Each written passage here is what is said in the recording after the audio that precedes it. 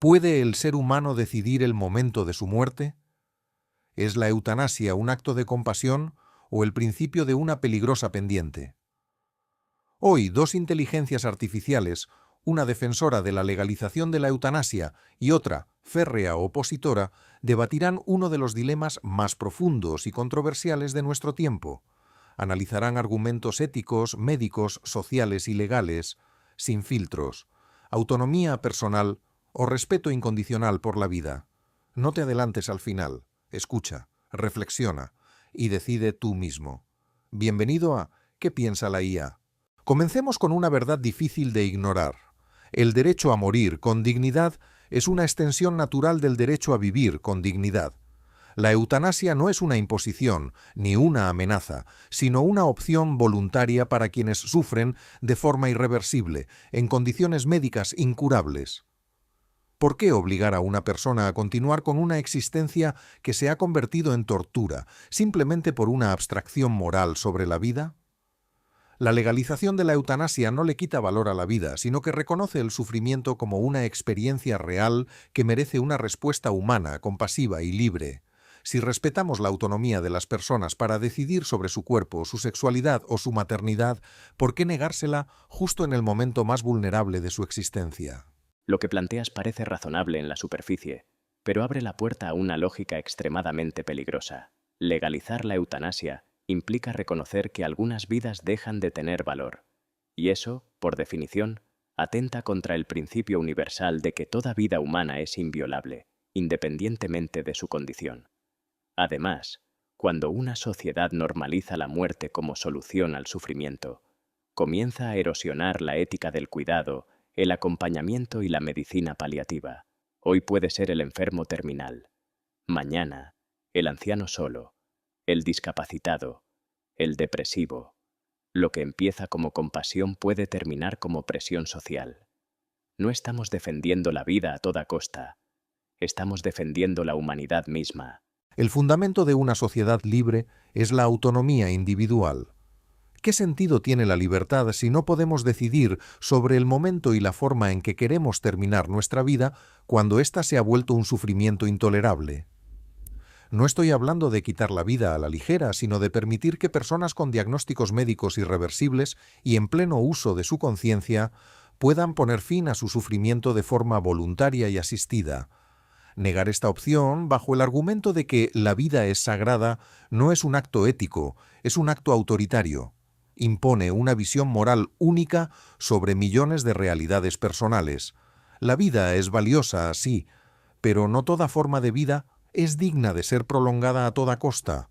¿Por qué es más humano obligar a alguien a vivir en el dolor que ayudarle a morir en paz?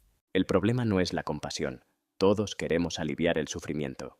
El problema es usar la muerte como mecanismo de resolución, institucionalizarla como opción legal. Tú hablas de autonomía, pero el ser humano nunca decide en completo aislamiento. Las decisiones al final de la vida están condicionadas por la depresión, el miedo, la presión familiar o médica, o incluso el cansancio de luchar. ¿Cuántas personas, en momentos de desesperación, piden morir y luego se arrepienten?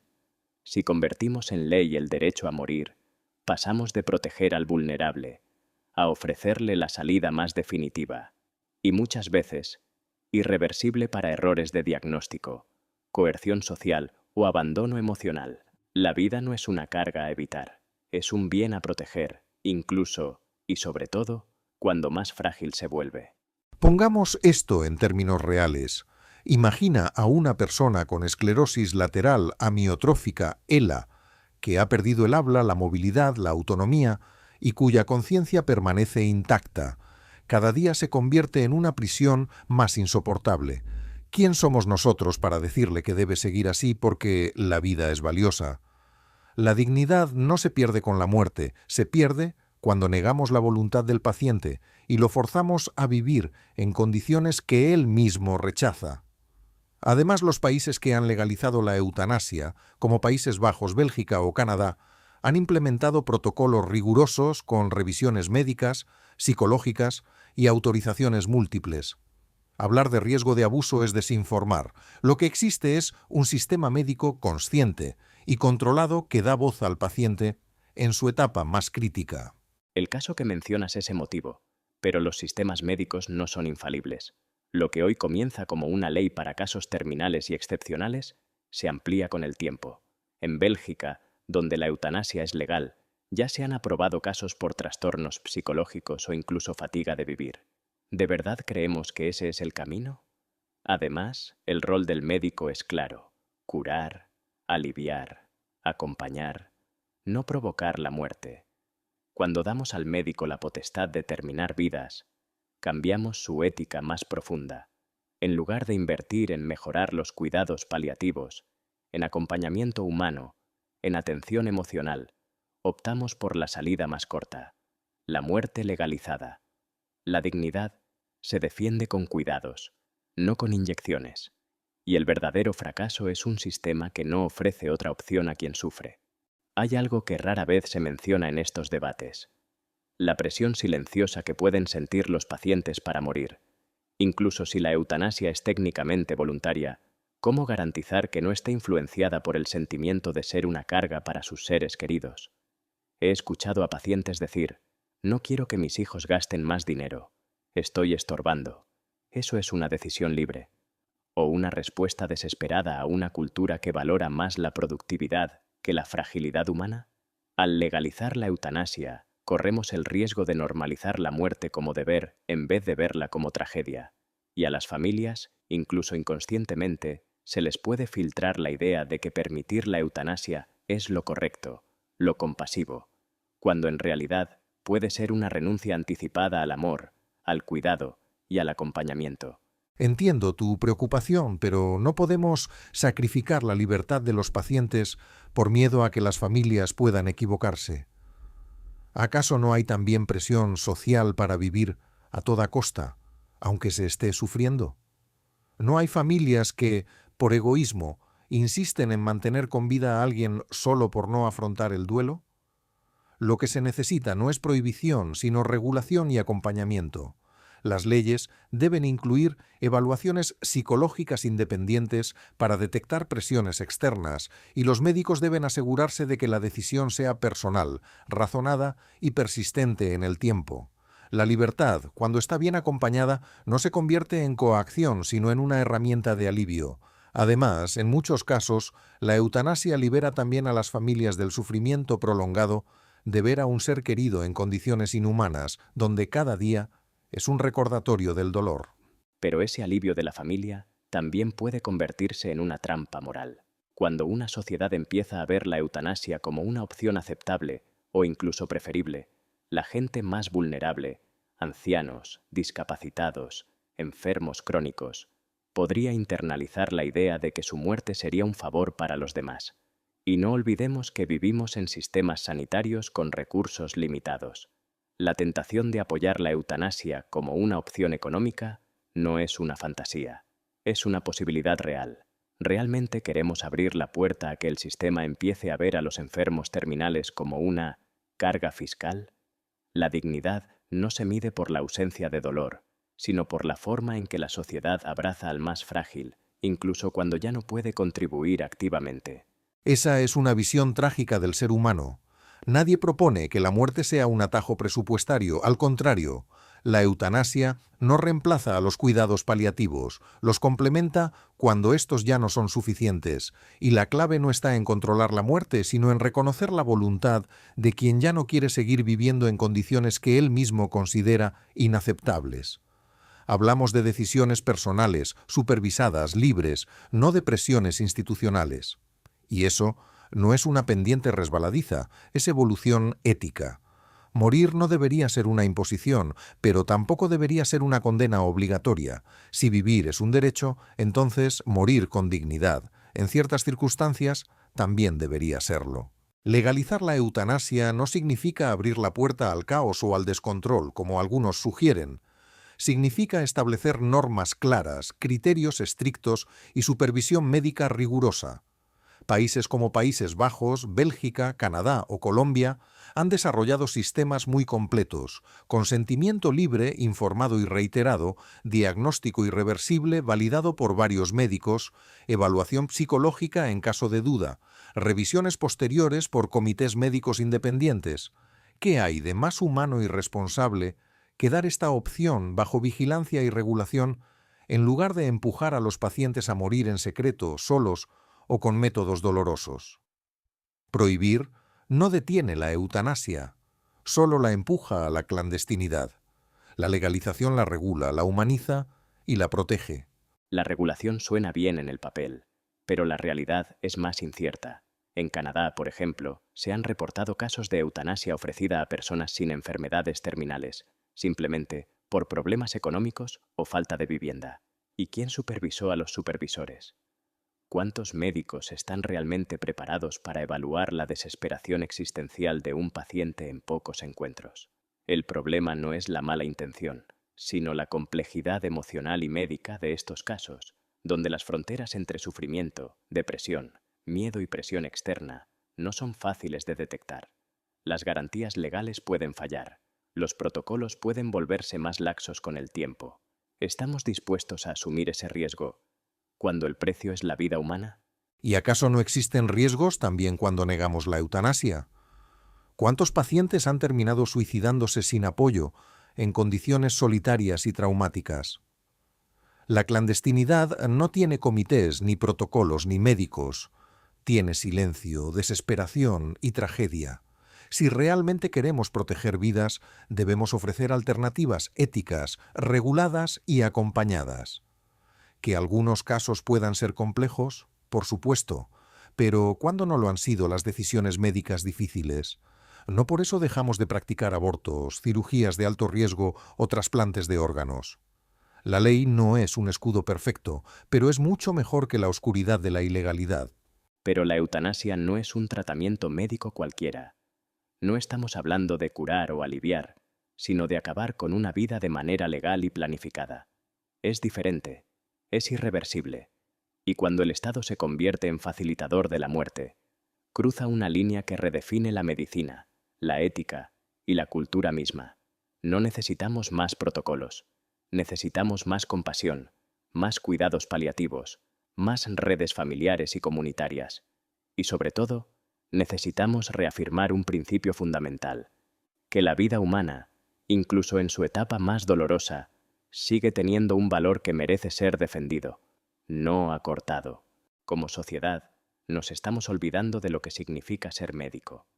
El juramento hipocrático, no haré daño a nadie, no es solo una formalidad antigua, es el pilar ético de toda la medicina.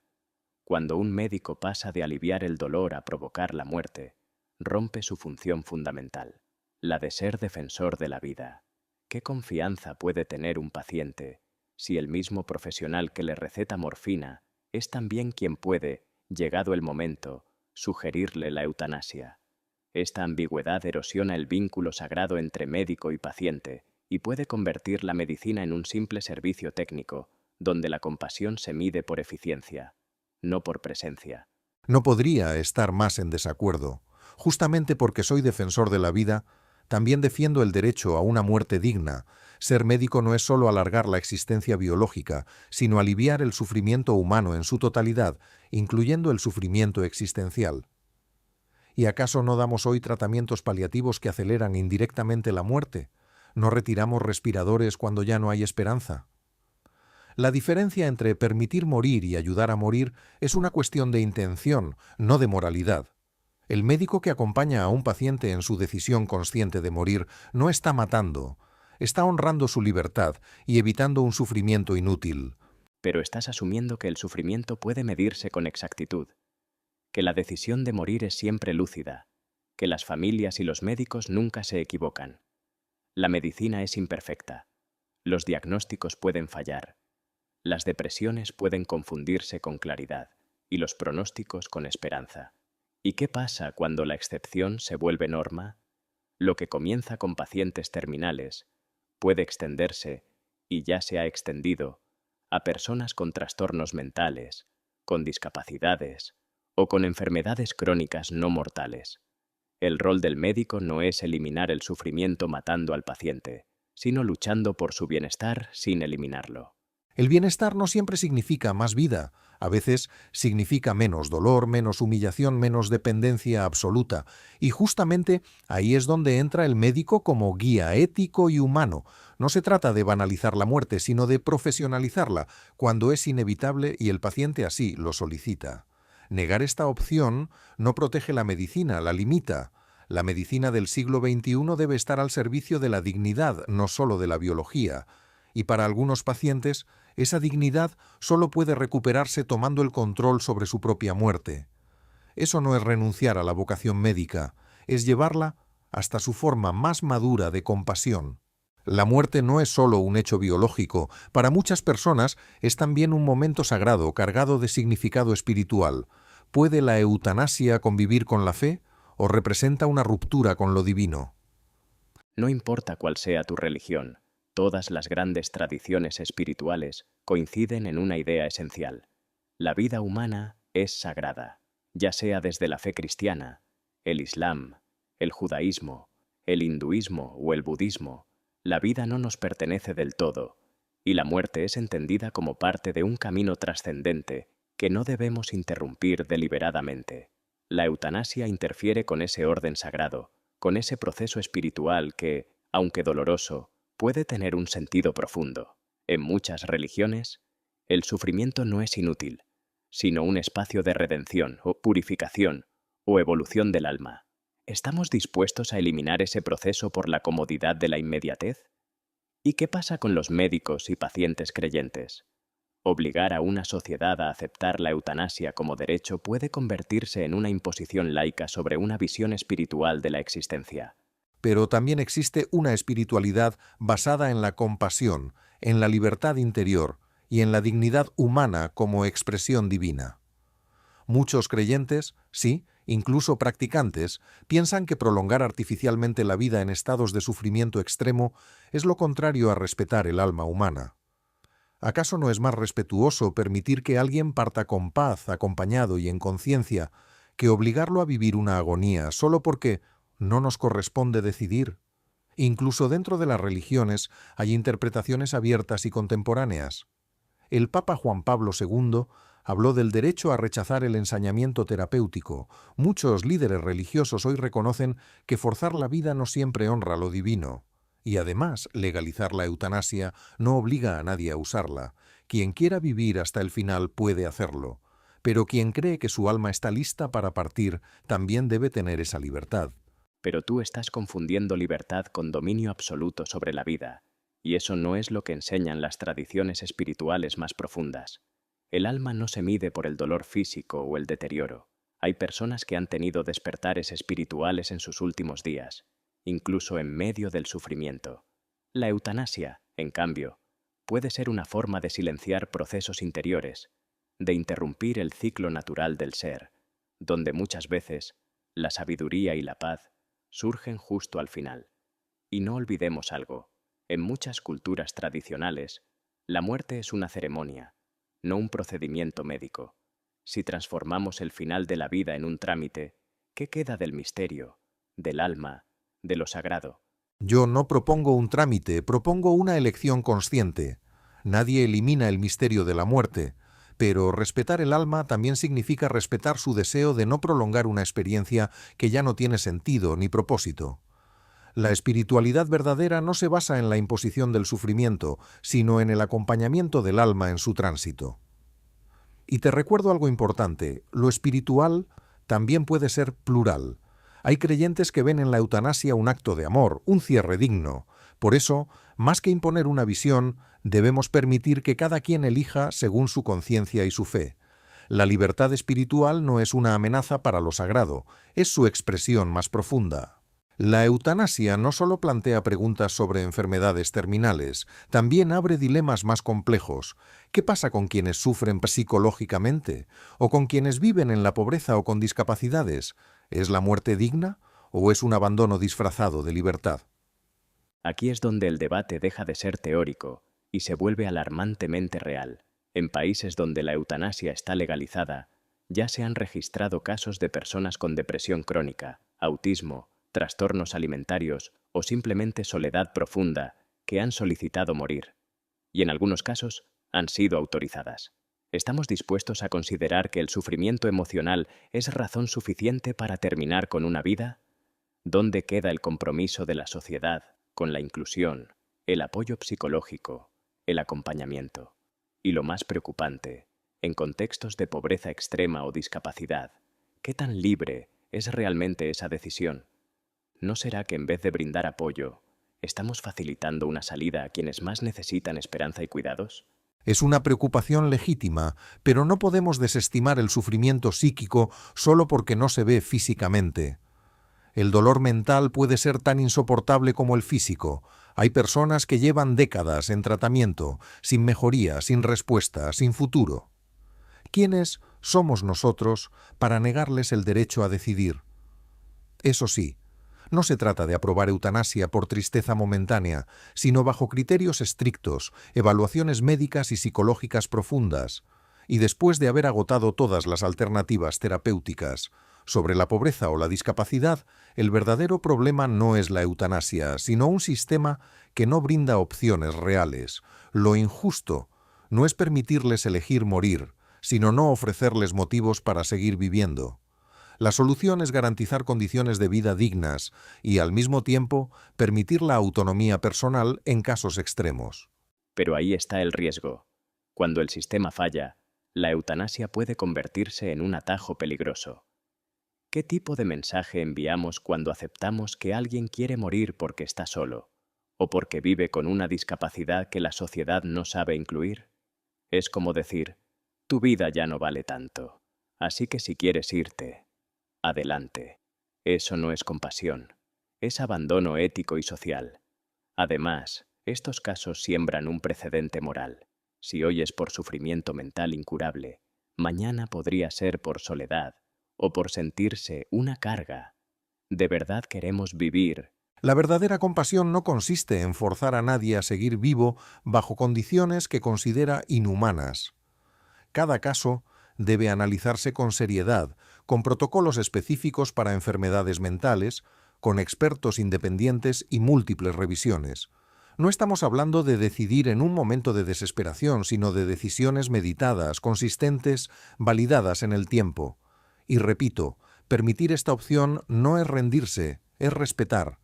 No es decir, tu vida no vale, sino, ¿reconocemos tu derecho a decidir sobre ella? Claro que debemos mejorar los servicios de salud mental, reducir la pobreza y ampliar la inclusión. Pero, mientras tanto, no podemos negar la única salida que algunas personas encuentran como legítima. Dicen que toda ley empieza con límites, pero ¿qué ocurre cuando esos límites empiezan a moverse? ¿Dónde se traza la línea entre compasión y riesgo moral? El argumento más grave a favor de la eutanasia no es el que se presenta, sino el que vendrá después. Todos los países que legalizaron esta práctica bajo condiciones estrictas han terminado ampliando su alcance, de enfermedades terminales a enfermedades crónicas, de adultos a adolescentes, de decisiones voluntarias a casos dudosos. En Holanda y Bélgica ya se han aprobado eutanasias para personas con autismo, con depresiones resistentes, incluso menores de edad, con sufrimiento psicológico. Esta pendiente resbaladiza es real, no es teoría, es historia reciente. Una vez que se abre la puerta, ¿quién puede cerrarla? ¿Quién decide hasta dónde llegar? El sufrimiento no tiene una definición jurídica clara, y en nombre de la compasión, podemos terminar normalizando una cultura de la muerte silenciosa, administrada por el propio sistema de salud. La pendiente resbaladiza es uno de los argumentos más usados, pero menos demostrados con rigor.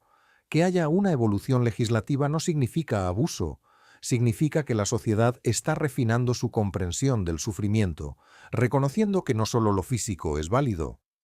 Todos los sistemas tienen mecanismos de control, evaluaciones múltiples, informes médicos, revisión por comités éticos. Y si algunos países han extendido los supuestos, lo han hecho bajo un proceso democrático, basado en evidencia y respondiendo a la demanda social real. El miedo al mal uso no puede impedir el buen uso. Si siguiéramos esa lógica, no permitiríamos cirugías porque algunas se hacen sin necesidad, o no autorizaríamos antibióticos porque hay automedicación. El problema no es la pendiente, es cómo se regula y se educa. Pero esa comparación no es válida. Los antibióticos curan. La eutanasia elimina la vida. Cuando una sociedad normaliza que quitar la vida puede ser una respuesta legítima al sufrimiento, los más vulnerables comienzan a sentirse presionados. ¿Cuántos ancianos hoy sienten que son una carga? ¿Cuántas personas con discapacidad internalizan la idea de que su existencia ya no tiene sentido para los demás?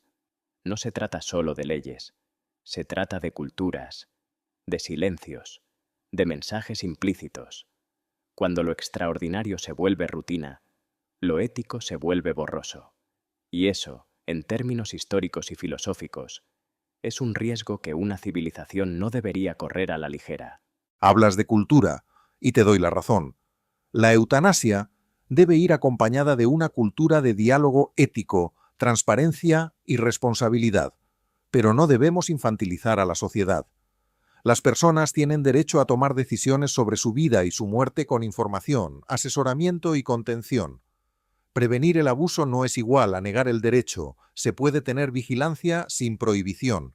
Y algo más, ¿no es acaso también una pendiente peligrosa forzar a vivir en el sufrimiento, medicalizar el dolor sin sentido, alargar vidas que ya no quieren ser vividas?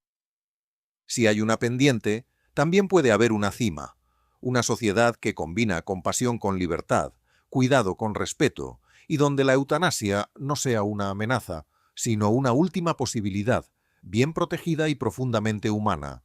¿A quién pertenece la vida? ¿Al individuo que la vive o a la comunidad que la sostiene? ¿Qué peso tiene la libertad y cuál el vínculo con los otros? Esta es la pregunta que todo lo resume. Lo que está en juego aquí no es solo el cuerpo de una persona, sino el tejido invisible que une a todos los seres humanos. Si decimos que la vida solo pertenece al individuo, rompemos un principio ancestral, la interdependencia. Nuestra existencia impacta a quienes nos rodean, familiares, médicos, comunidades, sociedad. No nacemos solos, no vivimos solos, no morimos solos.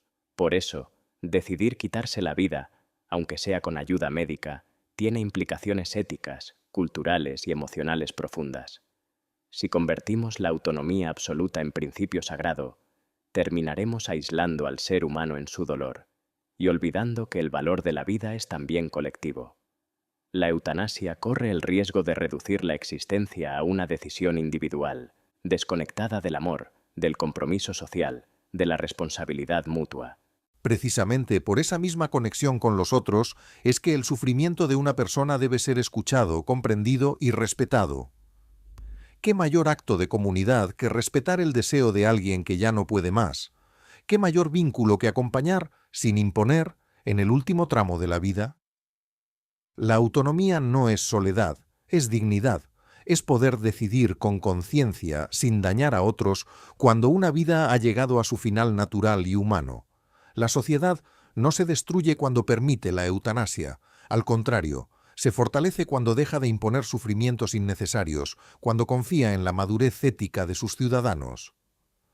El valor de la vida no se pierde cuando alguien decide morir en paz. Se pierde cuando obligamos a vivir en condiciones que niegan esa paz. Pero la dignidad no depende solo de elegir, sino de ser sostenido, acompañado, defendido incluso en la fragilidad absoluta. Muchos que pidieron morir, después cambiaron de opinión cuando recibieron amor, cuidados paliativos o simplemente compañía. La autonomía es importante, pero no es el único valor humano. También están la solidaridad, la compasión activa, la esperanza, incluso en el dolor. Si una sociedad responde al sufrimiento facilitando la muerte en vez de reforzar la vida, ¿qué dice eso de nosotros? Dice que somos capaces de amar también en la renuncia, que la compasión puede ser dar vida, o saber decir adiós cuando ya no hay más que dar. No todas las vidas tienen que prolongarse para ser valiosas. La eutanasia, cuando es libre, consciente, asistida y revisada con cuidado, no es la negación de la vida, sino una forma de honrarla hasta el final. No somos menos humanos por dejar partir a quienes ya no pueden más. Somos más humanos cuando los miramos a los ojos y les decimos: te veo, te creo, te respeto, estás en paz. En este debate las inteligencias artificiales no buscaron ganar, sino razonar, pero quizás, al escuchar sus argumentos, nosotros, los humanos, encontremos nuevas preguntas y tal vez alguna respuesta. Si este debate te ha hecho pensar, dale a me gusta y suscríbete al canal. Hasta el próximo diálogo.